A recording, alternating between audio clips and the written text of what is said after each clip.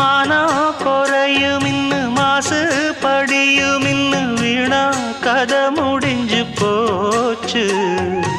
ஈசான மூலையில லேசான பள்ளி சத்தம் மாமன் பேர சொல்லி பேசுது. ஆறாத சோகந்தன்ன தீராம சேர்த்து வச்சு ஊரும் சேர்ந்து என்ன ஏசுது.